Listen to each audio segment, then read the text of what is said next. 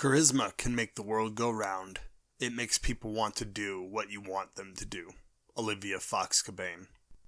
We all know a few people that simply seem to radiate magnetism that attracts others to them. These people are charming, persuasive, and impressive. They simply draw people to them and normally lead successful lives. And they seem to do it all without trying. Many are under the assumption that charisma is something that you are simply born with, or in most cases, without. The Charisma Myth is a book that was written to break that misunderstanding. As you might have already guessed, the biggest myth surrounding charisma is that people aren't born with it. It's a learned behavior. The behaviors that drive charisma are all in body language, and thus can be learned and even turned on and off. Consider Marilyn Monroe, a woman who had charmed the pants off of America. She famously had a second persona that she often used, known as Norma Jean.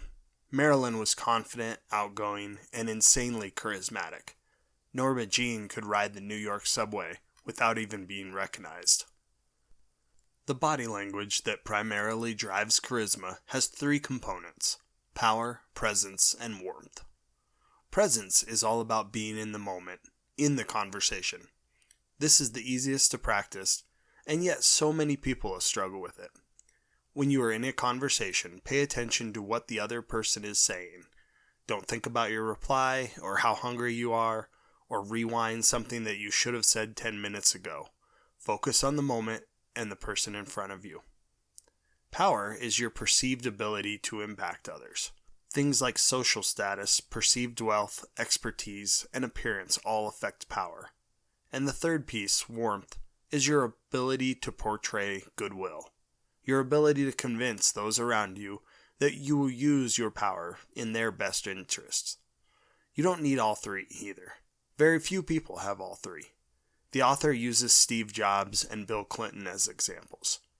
Jobs was known for his presence and his power. Clinton, on the other hand, was a very warm person who always had a great presence. People also tend to fall into one of four different types of charisma. Focus charisma, interviewers like Oprah, people who are excellent at listening and making others feel heard. 2. Visionary charisma. Steve Jobs' conviction at Apple and later iPhone is a great example. 3. The kindness charisma. Warmth is the key here. People make you feel as if they'd give you the shirt off of their back. And lastly, authority charisma. Powerful and high status charisma. A-list type celebrities who basically demand attention as soon as they enter a room is a good example of this. So let's talk about developing charisma. The first step is to create a sense or place of comfort. The biggest two obstacles to charisma come from both physical and mental discomfort. These two things can shatter your presence and make your body language anything but charismatic. If you have a big business meeting, make sure you are wearing clothing that is comfortable and that you are confident that you look good in. If you are constantly worried about how you look or adjusting poor-fitting clothes, it will be impossible to be present in that meeting. Same goes with dating. Insecurities with looks and clothing choices will diminish any chances you have right from the start. If there is something bugging you from the start, address it in a funny way and shift focus off of it for the remainder of the conversation. Now that you're comfortable, it's time to get into the perfect mental state. If you've ever practiced a speech, listened to a certain type of music to pump yourself up before a game or an event, or practiced visualizing the outcome you wanted, this is exactly what we're going for here. Charisma and confidence go hand in hand. So this one is more about building confidence and getting you into the right mindset to be charismatic. If you're comfortable, you can be confident. And if you're confident, you can be charismatic. The final piece to developing your own charisma is to remember that every choice matters. When you are out in public, every choice you make, and many things that you do subconsciously, will affect how people view you, your charisma. Think about the location of your hands. In your pockets or crossed over your chest doesn't seem so warm, does it? Your posture. Are you standing tall or slouched over? How are you dressed? Do you feel comfortable and confident or cramped and self-conscious? When in conversations, is your mind wandering, or are you focused on what people around you are saying? Are you telling well-crafted stories and varying your voice inflection to keep those around you engaged? While these things may seem difficult to do at first, realize that charisma is developed over time. Just like many skills, you'll need to practice it quite a bit before it could become second nature. Here are some exercises from the book that you can try out in your next conversation, or even after you finish the video. Try pausing for 2 seconds before responding in a conversation.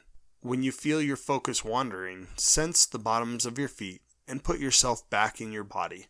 This shifts the focus back to the moment and will help you with your presence.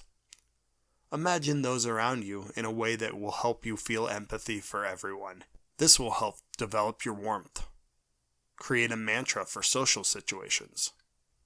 Practice mimicking the body language of people when you speak with them. And finally, firm, solid, and welcoming gestures.